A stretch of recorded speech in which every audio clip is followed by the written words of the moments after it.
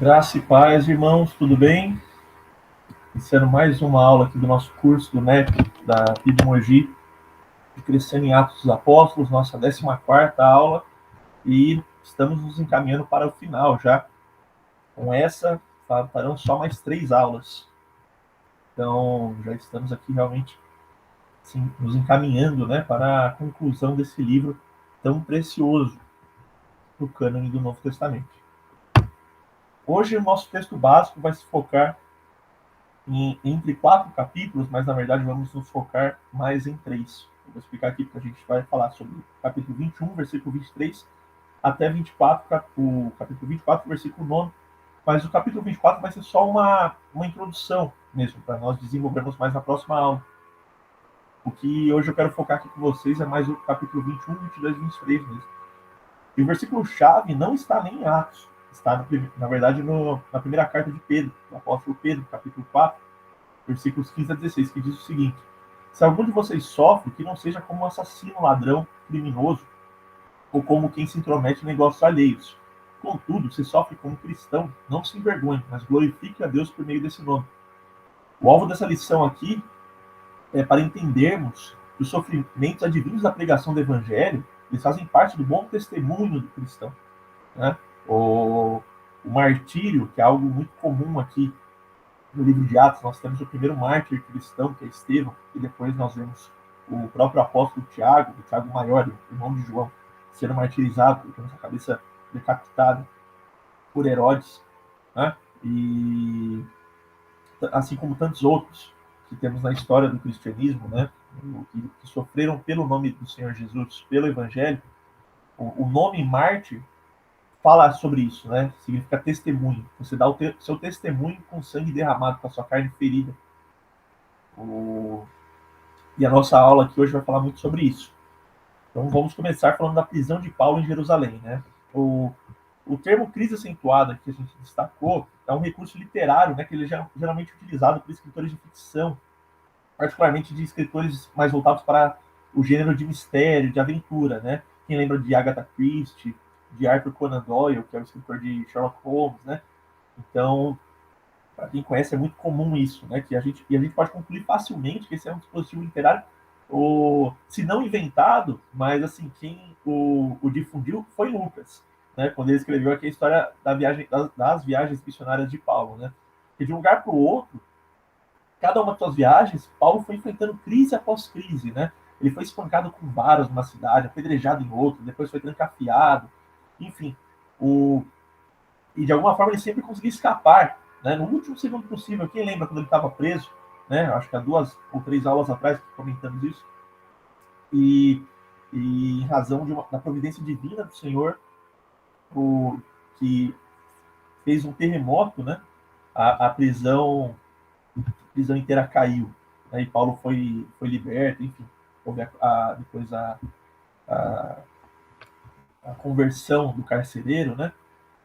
E somente para ir enfrentar outra crise, né? O Paulo era liberto, né? Era uma consequência de tragédia, de crise, de sofrimento, né? Parecia que Paulo, meu Deus, estava pagando, estava comendo um pouco de alma maçô. E Paulo acabara de ser advertido pelo profeta Ágapo para não ir a Jerusalém, né? Vimos isso na última aula também, que as correntes e a prisão esperavam por ele. Paulo recusou ser persuadido por essas terríveis advertências e como Jesus antes dele, ele estava determinado a seguir para Jerusalém. A gente até pensa, né? A gente conversou sobre isso.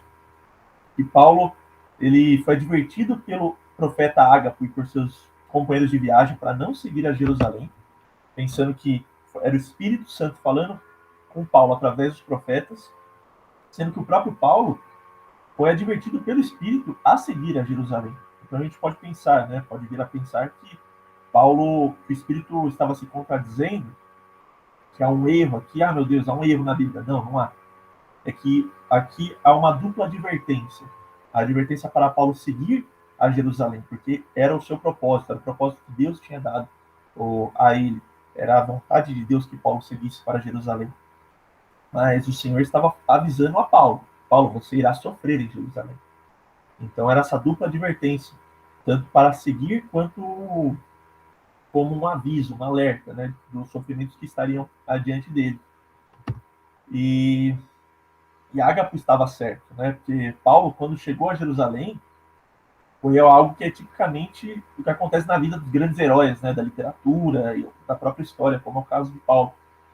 A gente viu em Atos 21 que Paulo efetivamente subiu a Jerusalém. E alguns dos discípulos de Cesaré foram com ele, levando consigo Minazão de Chipre, que foi um dos primeiros discípulos, com quem deveriam se hospedar. Lucas escreve que quando eles chegaram em Jerusalém, os irmãos de lá o receberam alegremente, né? E no dia seguinte, Paulo e sua comitiva eles saíram para visitar Tiago, irmão do Senhor, que era ali um dos líderes da igreja de Jerusalém, né? E autor também da epístola depois de Hebreus, né? Que está no Novo Testamento. E os presbíteros da comunidade, perdão, os presbíteros da comunidade, os presbíteros da comunidade fizeram um relato de tudo que havia acontecido nas viagens missionárias de Paulo. Os judeus cristãos, é muito importante a gente focar isso, porque depois a gente vai virar judeus que ainda não foram convertidos. Os judeus cristãos, que agora já existiam milhares deles, eles estavam fora de si de tamanha alegria com a visita de Paulo, né?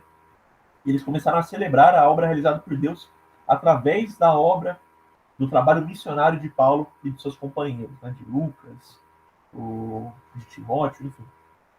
No meio do júbilo, Lucas nos diz que um rumor começou a circular entre aqueles cristãos judeus, né? Judeus cristãos, melhor dizendo. As pessoas estavam dizendo que Paulo ensinava os judeus convertidos a esquecer a lei de Deus, a lei mosaica, né? A desprezar o templo e desprezar os rituais, os sacrifícios, enfim. E era notariamente falso isso, né? Porque Paulo disse aos gentios convertidos que eles tinham liberdade em assuntos adioforos, né? Assuntos irrelevantes. E, contudo, alguns desejavam prejudicar Paulo, ativamente prejudicar Paulo. E por isso disseram que deveriam tratar desses rumores. E aí nos diz o versículo 23, portanto, faça o que lhe dizemos, perdão. Estão conosco 4 homens que fizeram um voto. Esses 4 homens haviam feito um voto nazireu, que queria que eles passassem 30 dias sem tocar em bebida forte ou vinho, e deixar seu cabelo crescer, assim como também não encostar em algo contaminado, algo impuro, né, como um cadáver de animal, por exemplo. Isso nos lembra de Sansão, no livro de Juízes, né, do voto de Nazireu. Também Samuel, o juiz e profeta Samuel, também teve esse voto, né, feito por sua mãe Ana, logo que ele nasceu. Enfim, no final desses 30 dias, esses homens eles cortavam seu cabelo, rapavam o cabelo e queimavam durante os sacrifícios, um ritual de purificação que durava 7 dias, de acordo com a festa de Pentecostes. Milhares de judeus de todo o Império Romano afluíam a Jerusalém para celebrar o festival, né, e passar por todos os sacrifícios e rituais da purificação. Nos diz o versículo 24.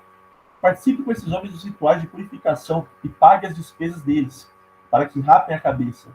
Então todos saberão que não é verdade o que falam de você, mas que você continua vivendo em obediência à lei.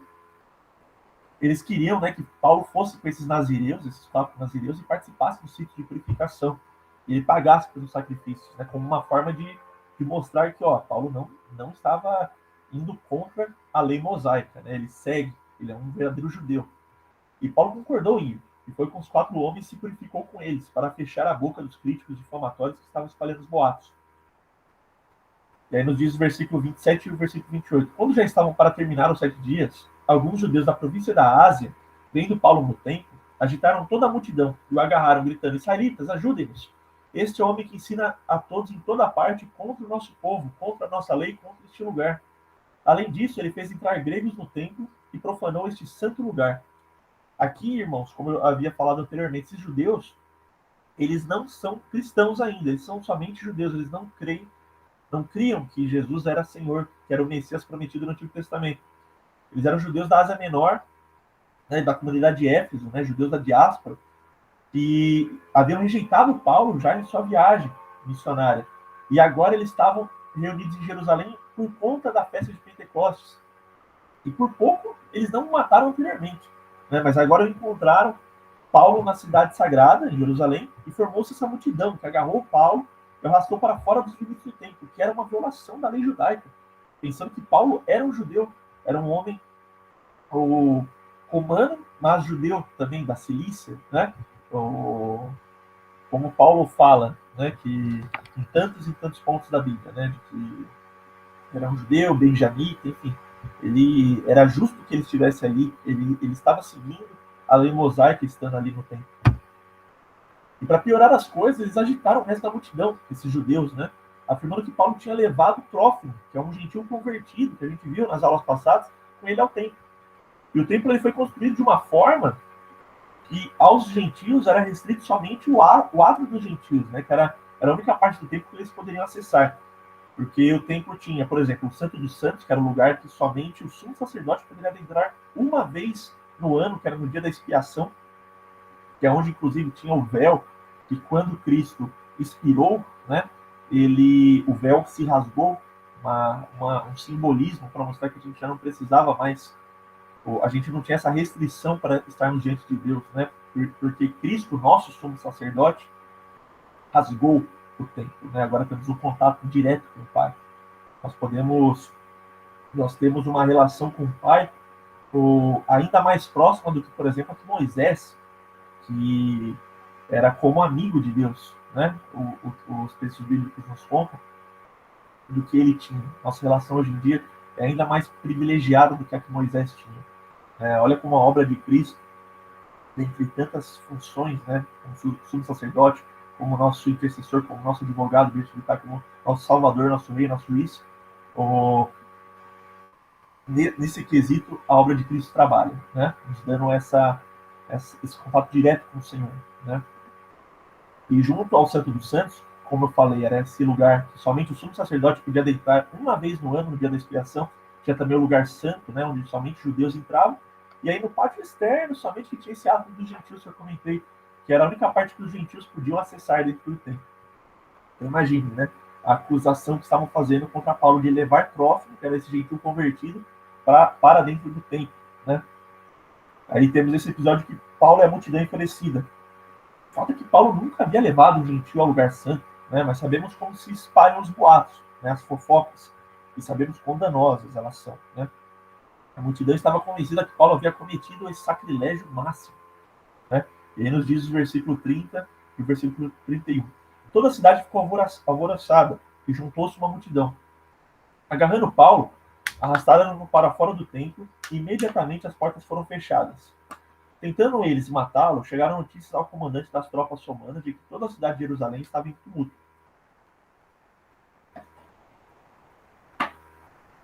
Lucas ele dá a impressão aqui, irmãos, que se não impedisse a multidão, a vida de Paulo estaria em sério risco aqui.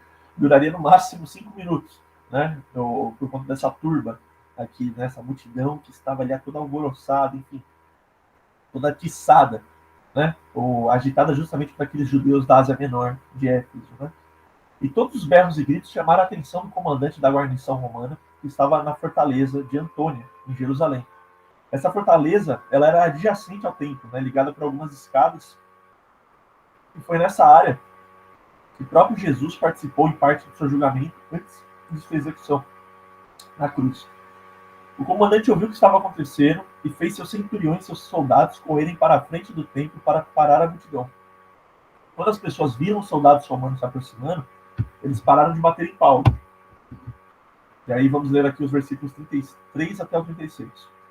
O comandante chegou, prendeu-o e ordenou que ele fosse amarrado com 2 correntes. Então perguntou quem era ele e o que tinha feito. Alguns da multidão gritavam uma coisa, outros gritavam outra. Não conseguindo saber ao certo o que havia acontecido por causa do tumulto, o comandante ordenou que Paulo fosse levado para a fortaleza. Quando chegou às escadas, a violência do povo era tão grande que ele precisou ser carregado pelos soldados. A multidão que o seguia continuava gritando: acaba com ele! E aqui, para entrar em segurança no quartel, né, os soldados tiveram que cercar Paulo e carregá-lo sobre suas cabeças, para mantê-lo longe das pessoas que procuravam atingi-lo com tudo que dispunham. E quando Jesus entrou em Jerusalém no domingo de Ramos, né, na sua entrada triunfal, né, os fariseus e saduceus exigiram que os discípulos de Jesus parassem o louvor. Né? Lembram-se, né, o Hosana nas alturas, que Jesus como Jesus foi recebido em Jerusalém, né, quando ele estava sentado um jumentinho. E Jesus lhes disse, né? Eu lhes digo, respondeu ele, se eles se calarem, as pedras clamarão. Né? É o que nos diz o Evangelho de Lucas, capítulo 19, versículo 40. E 27 anos, aproximadamente, depois daquele momento, nesse exato local, essas pedras ouviram um eco das mesmas palavras sendo dirigidas ao apóstolo mais talentoso de Cristo, né? Que é Paulo. Quando os soldados estavam para introduzir Paulo na fortaleza, ele perguntou ao comandante: "Posso dizer-te algo? Você fala grego?" perguntou ele. E o comandante ficou surpreso ao ouvir Paulo falar em grego. Paulo respondeu: "Sou judeu, cidadão de Tarso, cidade importante da Cilícia. Permite-me falar ao povo."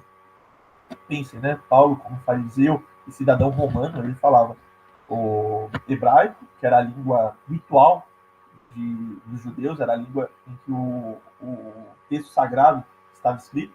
Falava aramaico, que era a língua corrente ali de Israel, e falava grego, né, que era a língua comum de todo o Império Romano, né? Latim ainda era uma língua que já obviamente já existia, né, mas a língua corrente, principalmente da aristocracia, dos povos mais cultos do Império, era o grego ainda, né? Tinha essa raiz. Só vamos ter textos em latim, né, sendo mais populares mais à frente, né? Inicialmente era o grego. Então a gente pode afirmar com certeza que Paulo falava essas três línguas, né? E muito provavelmente falava outras também, como o próprio latim. O comandante permitiu que Paulo falasse à multidão e colocou-o nas escadas em frente àqueles que estavam berrando e gritando pelo sangue de Paulo. O poder do Espírito Santo veio sobre o apóstolo, e com um simples gesto de sua mão, a multidão gritava foi silenciada. E aqui o que vem a seguir é uma das defesas mais importantes da vida e ministério de Paulo. O livro de Atos ele é realmente um livro pequeno até, né? Temos só 28 capítulos. Mas ele é notável porque, apesar disso, eu posso repetir o mesmo incidente 3 vezes, né?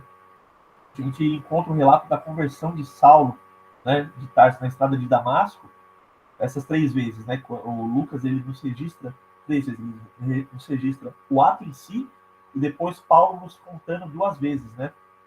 E aqui temos mais uma vez ele contando esse episódio. E acho que o Lucas agiu assim não somente porque Atos é uma narrativa histórica dos acontecimentos da igreja primitiva ali, né? Mas porque a principal preocupação de Lucas é elaborar uma defesa da autenticidade do apostolado de Paulo. E como sabemos, Paulo não fazia parte dos 12 originais, né? Os 12 apóstolos. Contudo, ao olharmos para o início da história da igreja, vemos que depois de Jesus, o apóstolo Paulo ele foi o líder dos de mais relevância, né? Tendo escrito 13 livros do Novo Testamento, né? Então, será que a gente sabe aqui de cabeça quais são os 13?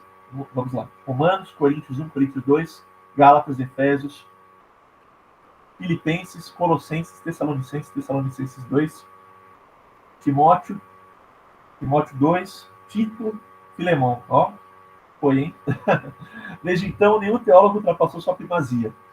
Lucas ressalta a importância de Paulo na história cristã e na vida da igreja até os dias atuais, né? Imaginem, irmãos, de 27 livros da Bíblia, quase metade foram escritos por Paulo, 13, né? Então, ele realmente, e foi aquele que mais, que teve o privilégio de poder expor de forma sistemática a fé cristã, né? Não somente narrando, por exemplo, como que é o caso dos evangelhos do próprio livro de Atos, né? Que narram historicamente tanto o ministério público e a obra redentora de Cristo, quanto o começo da igreja, né, a vida ali da igreja, as primeiras missões, enfim, mas realmente colocando textos de teologia, né, explicando a fé, buscando esmiuçar a fé. É Paulo que faz isso, né, majoritariamente aqui no Novo Testamento. E anteriormente, Paulo ele estava perante uma turba enfurecida em Jerusalém. Ele acenou com a mão para que houvesse silêncio, né, após receber essa autorização para sua defesa. E Paulo então falou-lhes na língua aramaica. O fato de ter dirigido a eles em sua própria língua, como eu falei, né, o aramaico era a língua corrente no cotidiano do povo de Israel, era um sinal de respeito que Paulo estava demonstrando para com eles. Paulo começou com as mesmas palavras que Estevão usou tantos anos antes quando se dirigiram à multidão em Jerusalém, né? Irmãos e pais, ouçam agora a minha defesa, nos diz aqui o versículo 1, né? Vamos ler até o versículo 3 do capítulo 22. Quando ouviram que lhes falava em aramaico, ficaram em absoluto silêncio. Então Paulo disse: Sou judeu, nascido em Tarso da Cilícia, mas criado nessa cidade, Jerusalém. Fui instruído rigorosamente por Gamaliel na lei dos nossos antepassados, sendo tão zeloso por Deus quanto qualquer de vocês hoje. A gente encontra na antiguidade, irmãos, 3 rabinos de maior fama, né, mais célebres, né, que foram Hilel, Aquibá e Gamaliel, que foi esse que discipulou Paulo, né? Dos três, sem nenhuma dúvida, o mais afamado era Gamaliel. E por isso Paulo, em sua defesa, ele recorda aos ouvintes que havia estudado com o melhor deles, o mais conhecido deles, né? Gamaliel era respeitado não somente pelo seu brilhantismo, mas por também ser um homem piedoso, um homem bondoso, gentil e tolerante. E muitos alunos de grandes mestres tornavam-se ousados e impetuosos. Cheios do conhecimento que aprenderam, eles procuravam impô-lo a todos os demais. E Saulo, né, ele não havia sido diferente. Ele aprendera de Gamaliel tal amor pela lei que tinha paixão em se livrar de qualquer um que discordasse dessa tradição judaica. Lembremos como Saulo, né, esse jovem teólogo, né, ainda, ele era um homem impetuoso, né, acreditava que a grande ameaça à pureza de Israel era essa seita emergente chamada o Caminho, né, os nazarenos, né, seguidores de Jesus. E Saulo não concordava com isso. E ele fez tudo o que podia para erradicá-la. Ele testemunhou que tinha ido de casa em casa, arrastando não somente os homens, mas também mulheres para a prisão, para serem açoitados ou mortos. Aí nos diz o versículo 6 até o 8º, do capítulo 22. Por volta do meio-dia, eu, Paulo, me aproximava de Damasco, quando de repente uma forte luz vinda do céu brilhou ao meu redor. Caí por terra e ouvi uma voz que me dizia: Saulo, Saulo, por que você está me perseguindo? Então perguntei: quem és tu, Senhor? E ele respondeu: eu sou Jesus, o Nazareno, a quem você persegue. Jesus já havia sido executado há muito tempo, 27 anos antes da conversão de Saulo, Paulo. Né? Ele havia ressuscitado dos mortos e subido ao céu. Ele estava além do alcance da selvageria de Saulo. Saulo não podia fazer coisa alguma para ferir Jesus pessoalmente. E contudo, Jesus ainda disse: por que você está me perseguindo? Saulo, em sua fúria, perseguia o povo de Jesus, seu corpo, a igreja, sua noiva, né? A perseguição de Paulo ao povo de Jesus significava perseguir o próprio Jesus. Aqui, irmão, só numa correçãozinha do texto, 27 anos depois, não. Saulo se converteu, ou eu não sei exatamente, mas foi algo, no máximo, 10 anos depois da crucificação. Não se passou tanto tempo depois da crucificação. 27 anos depois é esse episódio, o que a gente está tendo, mais ou menos, aproximadamente, né? Só uma pequena correçãozinha. Paulo relata que havia ficado cego e nos diz o seguinte aqui nos versículos 10 a 11. Assim perguntei: que devo fazer, Senhor? Disse o Senhor: levanta-se, entre em Damasco, onde lhe será dito o que você deve fazer.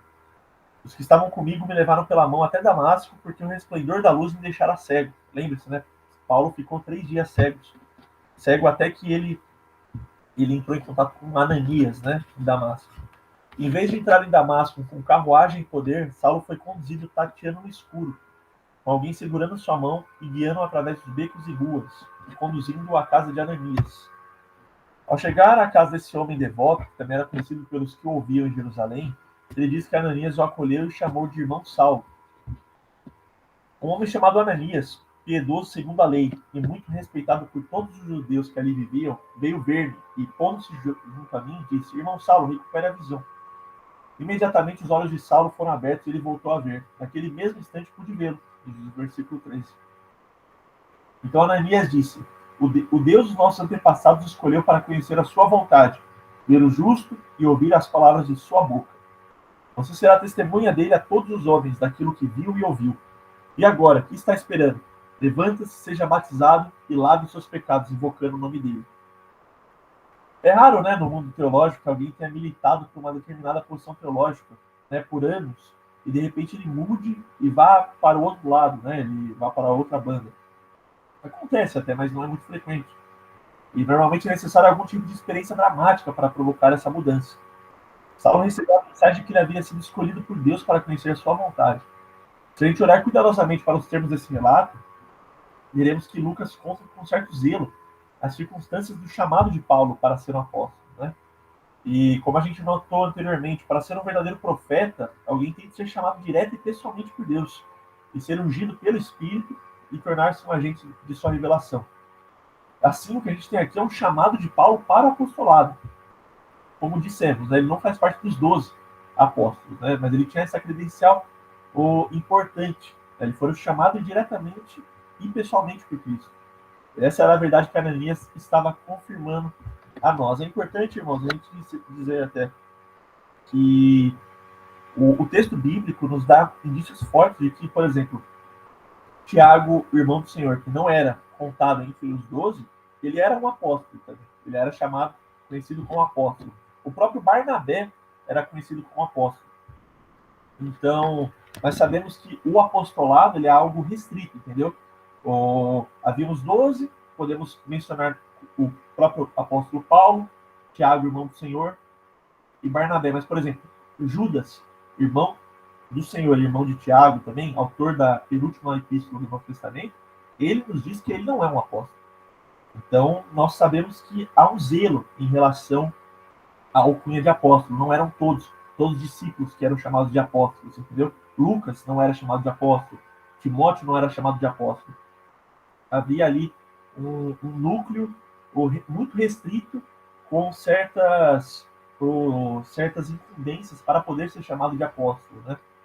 E Paulo teve isso sendo chamado direto e pessoalmente por Cristo, né, na estrada de Damasco, como a gente falou antes, e Ananias confirmou isso, né, que era um dos discípulos. Paulo continuou: quando voltei a Jerusalém, estando eu a orar no templo, caí em êxtase. A palavra grega aqui, que foi traduzida como êxtase, no latim é traduzida como estuporamentos, né, significa em torpor mental. A gente não pode negar que há na vida do apóstolo Paulo um elemento místico, né, um encontro realmente que racionalmente é inexplicável, né? Encontramos a mesma coisa em Pedro, quando ele estava na casa de Cornélio, ele teve a visão dos lençóis vindos do céu, né? E é o mesmo conceito que encontramos em Apocalipse, quando o apóstolo João disse: achei-me em espírito no dia do Senhor, em Apocalipse 1, versículo 10. Paulo disse que enquanto orava, o Senhor o colocou em êxtase, né? Esse estuporamento, né? Mental, e nesse transe Paulo viu e ouviu novamente. Muitos veem aqui uma alusão à semelhança entre o chamado de Paulo e o chamado de Isaías no tempo, do profeta Isaías.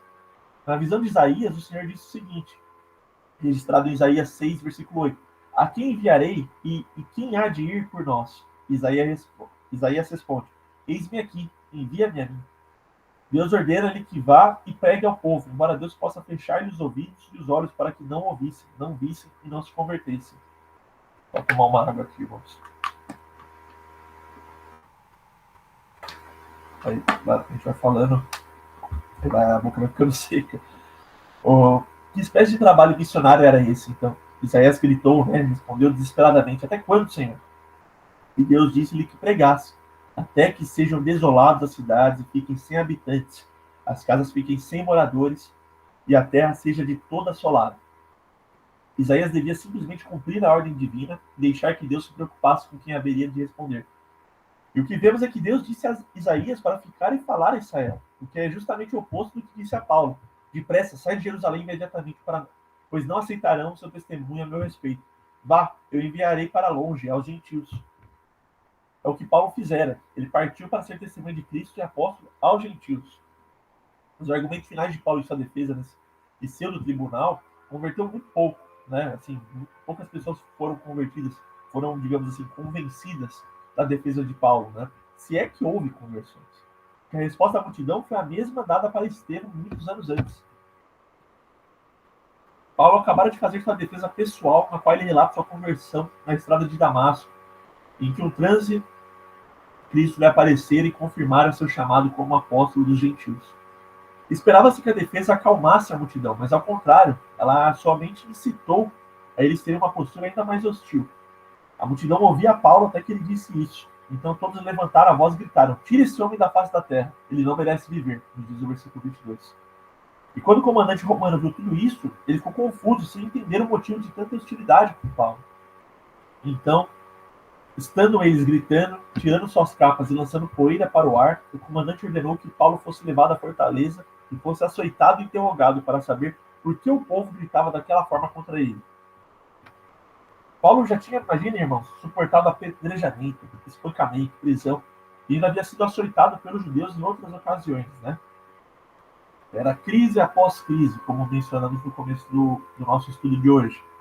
Contudo, até agora, Paulo nunca havia sido submetido à forma romana de flagelação, o açoitamento romano, né? Esse açoitamento ele utilizava-se do flagelo, né? Que eram correias de couro com peças de metal afixadas em suas pontas. Ou, quando não tinha metal, tinha pequenos pedaços de osso nas suas pontas, né? O próprio Jesus foi açoitado com essas correias, né? E elas prendiam na carne, quando puxavam, tirava pedaços da carne, né? Era, imagine a dor, né? Que esse instrumento acometia a pessoa que estava sendo afligida ali, né? Estava sendo açoitada. E muitas vítimas desse tipo de açoite morriam, e quando não, ficavam com cicatrizes profundas, assim, né? Realmente tiravam pedaços da sua carne, da sua pele. Essa era a tortura que o comandante defendia como meio para se chegar à verdade nesse caso. Enquanto preparavam para o açoitamento, Paulo perguntou ao centurião, né? Enquanto o amarravam a fim de açoitá-lo, Paulo disse ao centurião que ali estava: Vocês têm o direito de açoitar um cidadão romano sem que ele tenha sido condenado? Ao ouvir isso, o centurião foi prevenir o comandante: O que vai fazer este homem cidadão romano? O comandante dirigiu-se a Paulo e perguntou: Diga-me, você é cidadão romano? Ele respondeu: Sim, sou. Então o comandante disse: Eu precisei pagar um elevado preço por minha cidadania. Respondeu Paulo: Eu a tenho por direito de nascimento. Aqui é mais um episódio em que Paulo, para se livrar, né, do açoite, da prisão, enfim, ele levanta-se como cidadão romano, né? Nós vimos isso na aula passada também. A cidadania romana podia ser conseguida basicamente de duas formas, né, irmãos? Ou era através da realização de relevantes serviços ao Império Romano, ou comprando-a por uma grande soma de dinheiro. Duas coisas estavam em jogo aqui. Primeiro, se alguém punisse um cidadão romano sem o devido processo legal, essa pessoa expunha-se à pena de morte. Se Cláudio houvesse flagelado a Paulo sem um julgamento, ele poderia e seria executado. Segundo, se um prisioneiro, durante seu julgamento, alegasse falsamente ser um cidadão romano, ele poderia ser condenado à morte. Vemos assim como a cidadania romana era altamente valorizada nesse momento da história. E porque a questão das credenciais de Paulo como romano aparece em primeiro plano na discussão. E aí nos diz o versículo 29 do capítulo 3. Capítulo 3, não, perdão. Capítulo 23. Os que iam interrogá-lo retiraram-se imediatamente. O próprio comandante ficou alarmado ao saber que havia prendido um cidadão romano. Ele não havia flagelado Paulo, mas ele o amarraram e o deixaram nessa situação, né, prestes a ser flagelado ali, a ser açoitado, não sabendo que Paulo era um romano. Apenas por isso ele já poderia ter problemas. Nessas condições, soltou Paulo o mais rápido possível e o levou diante do concílio dos judeus. Paulo aqui dirigiu-se novamente ao concílio e disse: Meus irmãos, tenho cumprido meu dever para com Deus com toda a boa consciência até o dia de hoje. Aqui, aliás, eu tinha falado do versículo 29 do capítulo 23, não, do capítulo 22. Agora a gente entra no capítulo 23. Eu não sei a sua reação, né, irmãos, mas quando eu leio isso, eu penso duas vezes. Não foi Paulo o homem que estivera presente segurar as roupas das pessoas que estavam matando Estevão? Não era ele que ia de casa em casa arrastando homens e mulheres, né, encerrando-os em prisão e executando? Como pode dizer que vivia com uma boa consciência diante de Deus de todos os seus dias? Talvez Paulo estivesse aqui falando do contexto do antigo discurso, e o que simplesmente quis sugerir é que a sua consciência estava limpa desde sua conversão. Eu não concordo, né? Pois naquele momento, quando Paulo aguardava a execução de Estevão e continuava em sua cruzada para erradicar os cristãos, ele estava convencido de que fazia a coisa certa, né? O próprio apóstolo nos relata, no livro de Romanos, que o que não é pela fé é pecado, né? Ou nos diz no capítulo 24, no capítulo 14, perdão, versículo 23. Mas aquele que tem dúvida é condenado se comer, porque não come com fé. E tudo que não provém da fé é pecado. E há pessoas que acreditam que certas coisas são erradas e pecaminosas. Embora a Bíblia não diga que seja pecado, né? Ela deixa livre nesse ponto, mas a sua consciência está persuadida de que é algo mal. Mas prosseguem e fazem assim mesmo. Logo pecam. É o exemplo o que nós temos, inclusive, no meio evangélico, né? De participar de festas agora nessa época do ano, festas juninas, né? Ou aqui na situação de Mogi mesmo, da festa do divino, que a gente pensa, é uma celebração católica, né? Terá idolatria, né? Festa de São João, enfim. O cristão não pode. Mas a gente pensa, olha, é apenas uma festa caipira, temática caipira, né? Não, não há problema em ir. Você não está cultuando a um ídolo, não está cultuando a um santo, nem nada. Você só está indo lá ou comer, comer carne doida, carne maluca, sabe? Comer uns churros, ir nos brinquedos, enfim. Ou pular quadrilha. Não, não há um pecado nisso, entendeu? Mas muitos irmãos pensam que é um pecado, né? E com esse pensamento, se eles forem, realmente estarão pecando, pois eles têm dúvida, né? Eles não fazem isso tendo a certeza, respaldados pela fé, mas fazem com temor, um falso temor, logo pecam. E, por outro lado, se alguém está totalmente convencido de que uma certa atividade é justa e virtuosa, mas à vista de Deus seja pecado, será que pelo fato de agir de acordo com a sua consciência, isso a isenta de pecado? Óbvio que não, irmãos. Ou, se a sua consciência estiver tão calejada pelo pecado repetitivo e por uma negligência diferente à palavra de Deus, ou é esta a palavra de Deus que leva cativa a consciência, né? Então, o contrário daquela situação narrada em Romanos 14, 23, que a gente falou, dando exemplo da festa do divino e das festas juninas, não se aplica, né? Ou se, por exemplo, Deus nos fala na sua palavra que adultério é pecado, mas você vai lá, adultera, mas fala, eu tô tranquilo com a minha consciência, tô fazendo isso sem remorso, não é por conta disso que vai deixar de ser pecado. A palavra de Deus deixa expressamente claro que Deus abomina o adultério, assim como tantos outros pecados, entendeu? E a gente vive uma cultura que perdeu a sua consciência, né? Participamos de uma cultura que pratica o pecado dia após dia, né? Virou algo banal, algo ordinário. E ninguém diz nada sobre isso. O melhor a fazer, se e quando formos obedecer a nossa consciência, é nos certificarmos de que ela seja pela palavra de Deus, seja feita conforme a fé. Então, vou tomar mais um pouquinho de água aqui, irmãos, só para poder falar sem ficar interrompendo muito, né? Paulo e o sumo sacerdote. Paulo, quando faz menção de sua consciência, o sumo sacerdote Ananias ordenou àqueles que estavam próximos que lhe batessem na boca, e eles o fizeram. Paulo então replicou: Deus te ferirá, parede branqueada. Estás aí sentado para me julgar conforme a lei, mas contra a lei me mandas ferir. Essa atitude pode não soar como uma resposta cristã, mas soa como Jesus falou aos fariseus. Eles eram sepulcros caiados externamente, bonitos, limpos, puros, né? Mas interiormente estavam repletos de ossos de mortos. Assim, Paulo repreendeu o sumo sacerdote por sua hipocrisia. Os que ouviam Paulo disseram-lhe: Você ousa insultar o sumo sacerdote de Deus? Então Paulo disse algo muito intrigante: Irmãos, eu não sabia que ele era o sumo sacerdote, pois está escrito: Não fale mal de uma autoridade de seu povo. Esse princípio nunca foi revogado. Somos exortados a falar respeitosamente de nossos líderes. Como podemos entender as palavras de Paulo? Os estudiosos deram várias explicações para o ocorrido, e aqui vamos elencar algumas, né? Paulo estava com a visão confusa e por isso não conseguiu identificar o sumo sacerdote. Paulo estivera fora de Jerusalém por 20 anos e ele não reconheceu Ananias.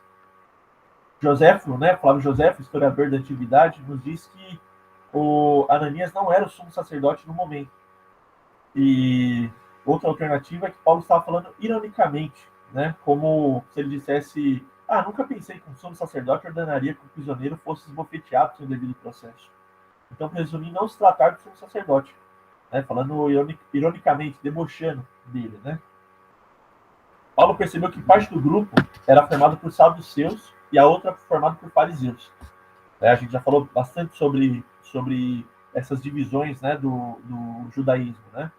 Então ele disse: Irmãos, sou fariseu, filho de fariseu. Estou sendo julgado por causa da minha esperança na ressurreição dos mortos. Esses dois partidos judaicos, eles estavam constantemente guerreando, né, doutrinária e teologicamente, a despeito do fato de que aqui estavam juntos. Os fariseus e saduceus, adversários tradicionais, eles uniram-se pelo objetivo comum de parar o ministério do apóstolo Paulo. Paulo não era bobo. Ele conhecia o mais antigo estratagema de guerra: dividir e conquistar. Então disse-lhes que a razão subjacente para o alvoroço era o fato de que ele estava testemunhando a ressurreição de Cristo. O fundamento de tudo que ele ensinou estava na ressurreição. E ele nos relata, né, na primeira epístola aos Coríntios. E se Cristo não ressuscitou, é inútil a nossa pregação, como também é inútil a fé que vocês têm. A reivindicação de toda a verdade do cristianismo permanece ou cai com base na ressurreição. E os saduceus, eles não criam na ressurreição, assim como eles não criam em anjos, né, numa vida celestial, né? Era muito respaldado somente na vida terrena, né? E mas em contramão os fariseus acreditavam, né?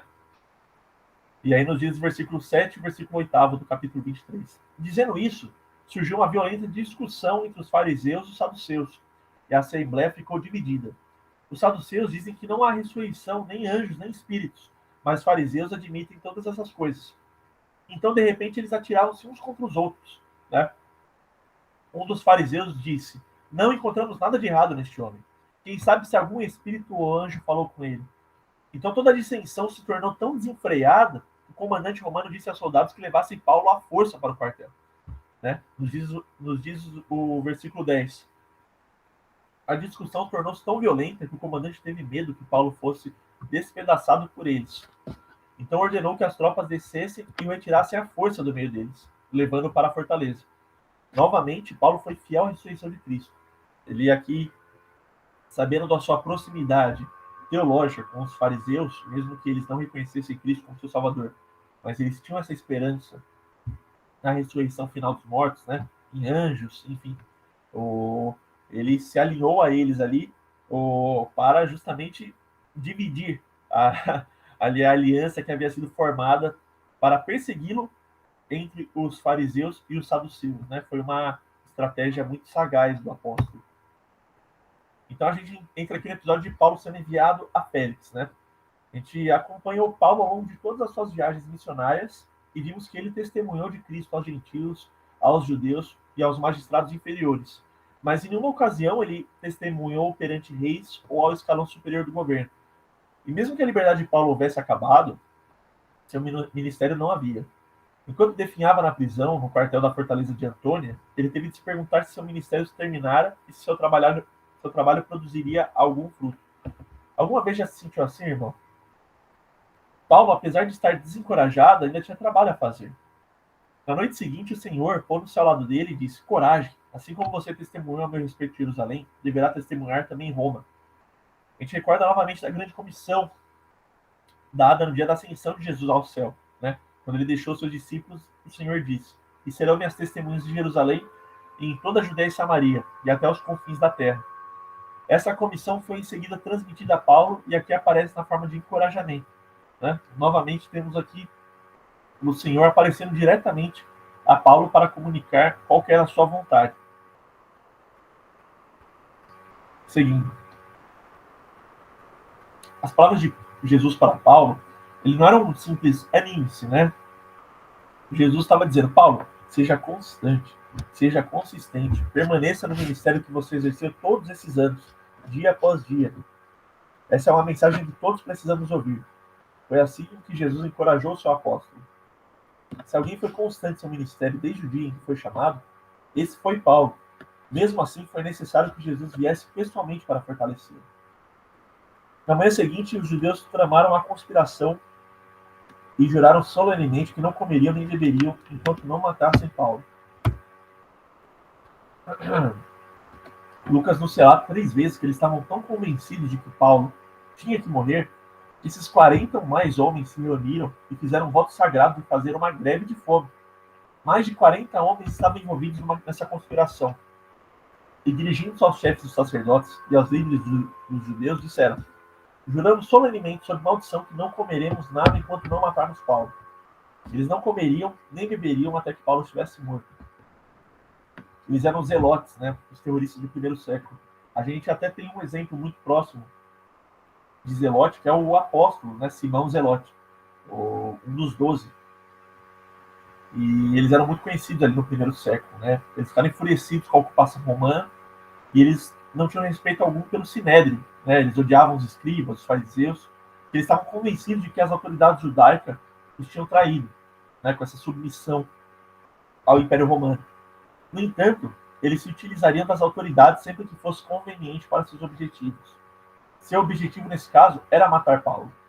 Então, eles armaram uma cilada. Agora, portanto, vocês, o Sinédrio, peçam ao comandante que o façam comparecer diante de vocês com o pretexto de obter informações mais exatas sobre o seu caso. Estaremos prontos para matá-lo antes que ele chegue aqui. Preparem uma emboscada, eles diziam. E quando Paulo chegar, a gente irá o atacar e matar. Sabemos que desafiar os romanos nessa situação significará muitas baixas para nós. Mas estamos compromissados a aniquilar a influência do cristianismo e desse apóstolo. Então eles se uniram e apelaram ao Sinédrio, que concordou com a paz. Mas Paulo escapou. Nós vemos aqui, né, irmãos, assim como ao longo de todo o texto do Novo Testamento, como que para tentar parar o crescimento do cristianismo, do evangelho, os inimigos mais, assim, terríveis, né, eles se aliam com o propósito de colocar um fim na mensagem do Senhor Jesus, né? Nós tivemos isso com os fariseus e os saduceus, agora temos aqui com os zelotes e o próprio Sinédrio, né? Então vemos, né, como eles se serviam, né? Como que para esse intuito de cerrar o cristianismo ali até extingui-lo, esses inimigos de tantos e tantos tempos, né? De tantos remorsos que tinham em suas relações, e eles não viam meios de eles, aliás, eles não tinham problema em se unir, né, para pôr um fim na mensagem de Cristo. Aí nos diz o versículo 16. Entretanto, o sobrinho de Paulo, filho de sua irmã, teve conhecimento dessa conspiração. Foi à fortaleza e contou tudo a Paulo. Essa é a primeira vez que ouvimos algo sobre a família de Paulo, né? Obviamente ele tinha pelo menos uma irmã, e essa irmã tinha um filho, que é esse sobrinho de Paulo. A gente não sabe como o sobrinho de Paulo ouviu essa conspiração para matar Paulo, né? Paulo disse-lhe para ir ao comandante. Leve este rapaz ao comandante, ele tem algo para lhe dizer. Assim ele o levou ao comandante. Então disse o centurião: Paulo, o prisioneiro, chamou-me, pediu-me que te trouxesse este rapaz, pois ele tem algo para te falar. Ele o fez e contou o plano para matar Paulo. Os judeus planejaram pedir-te que apresentes Paulo ao Sinédrio amanhã, sob o pretexto de buscar informações mais exatas a respeito dele. Não te deixes convencer, pois mais de 40 deles não estão preparando uma emboscada contra Paulo. Eles juraram solenemente não comer nem beber enquanto não o matarem. Estão preparados agora, esperando que prometas atender-lhes o pedido. Esse comandante então enviou 470 soldados para fazer a escolta e tirar Paulo de Jerusalém. Preparem um destacamento de 200 soldados, 70 cavaleiros e 200 lanceiros, a fim de irem para Cesareia esta noite, às 9 horas da noite, e levá-lo a aproximadamente 96 quilômetros a norte, para Cesareia, onde Félix, que era o governador regional, tinha sua sede. A gente fala sobre Félix um pouquinho agora, né? O comandante escreveu uma carta ao governador Félix e disse: Cláudio Lísias, ao excelentíssimo governador Félix, saudações. Na sociedade romana, havia níveis, né, claramente de hierarquia social. No ápice da ordem social estava o próprio imperador. No primeiro escalão estavam os cavaleiros equestres. A ordem dos cavaleiros, segundo apenas depois do Senado, e os governadores regionais recebiam o título honorífico de mais excelente. Então, quando Cláudio enviou Paulo a Félix, ele enviava alguém de grande destaque na hierarquia romana. E essa carta continua. Este homem foi preso pelos judeus, que estavam prestes a matá-lo quando eu, chegando com minhas tropas, o resgatei, pois soube que ele é cidadão romano. Querendo saber por que o estavam acusando, levei-o ao sinédrio deles. Descobri que ele estava sendo acusado em questões acerca da lei deles, mas não havia contra ele nenhuma acusação que merecesse morte ou prisão. Cláudio não mencionou que antes que descobrisse que Paulo era romano, ele o colocara na prisão e o preparava para ser chicoteado. Quando fui informado que estava sendo preparada uma cilada contra ele, enviei-o imediatamente a Vossa Excelência. Também ordenei que seus acusadores apresentassem a Vossa Excelência aquilo que tem contra ele, né, diz o versículo 30. Então a gente segue aqui o relato de como Paulo foi entregue a Félix, né, esse governador cuja sede estava em Cesareia, que ele era um representante do imperador Cláudio de Roma, né. Os soldados, cumprindo seu dever, levaram Paulo durante a noite e chegaram a Antípatris. No dia seguinte, deixaram a cavalaria prosseguir com ele e voltaram para a fortaleza. Quando a cavalaria chegou a Cesareia, deu a carta ao governador e lhe entregou Paulo. O governador leu a carta e perguntou de que província era ele, informado de que era da Cilícia. Quando Félix recebeu essa carta e Paulo apresentou-se diante dele, disse: ouvirei seu caso quando seus acusadores chegarem aqui. Então ordenou que Paulo fosse mantido sob custódia no palácio de Herodes. Ele estava disposto a ouvir o caso de Paulo, mas não até que o Sinédrio enviasse representantes de Jerusalém e seus acusadores apresentassem a queixa. Esse é um aspecto da lei romana que ainda hoje, mesmo nas leis que regem a igreja, o acusado tem o direito de confrontar seus acusadores. A gente não deve prestar atenção a denúncias anônimas, porque denunciar dessa forma é errado. Até mesmo os romanos, né, compreendiam esse princípio. E a Paulo foi outorgado esse direito em seu julgamento. Né? Então, a gente termina a nossa aula de hoje, né, com esse episódio, né, de Paulo sendo transferido, né, ou sendo ouvido, né, ou, aliás, sendo aguardado, os acusadores dele a chegarem para ser ouvido. Né? Então, Paulo está junto de Félix, né, e sendo mantido ali sob custódia no palácio de Herodes. Né? Imagina que situação. E daqui para pior, digamos assim. Né? Pois, como veremos na próxima aula, Paulo só permanecerá preso até o final do livro de Atos. Né? Então é isso, irmãos. Essa foi a aula de hoje. Espero que tenham gostado. Qualquer dúvida, podem me contatar o professor Ronaldo pelo WhatsApp, qualquer momento que quiserem, sintam-se livres, tá bom? E com o fim dessa aula, nós temos só mais 2 aulas nas próximas semanas, né? O professor Ronaldo comentou que a gente, na semana que vem, já irá terminar o livro de Atos, propriamente dito, e iremos até o capítulo 28, e na última aula a gente vai dar um panorama sobre o que aconteceu a Paulo após o livro de Atos, né? O que a tradição nos conta, assim como também os próprios textos do apóstolo no Novo Testamento, né? Que eles nos dão alguns detalhes sobre o que aconteceu a Paulo, né? Porque o livro de Atos ele acaba de uma forma não inconclusiva, digamos assim, mas aberta, né? Então a gente entendeu que é interessante ter essa aula falando sobre o que aconteceu com o apóstolo Paulo, assim como o que aconteceu com a igreja depois do final do livro de Atos, né? Mas então é isso, irmãos. Uma boa semana a vocês. Deus abençoe e ficamos por aqui. Amém.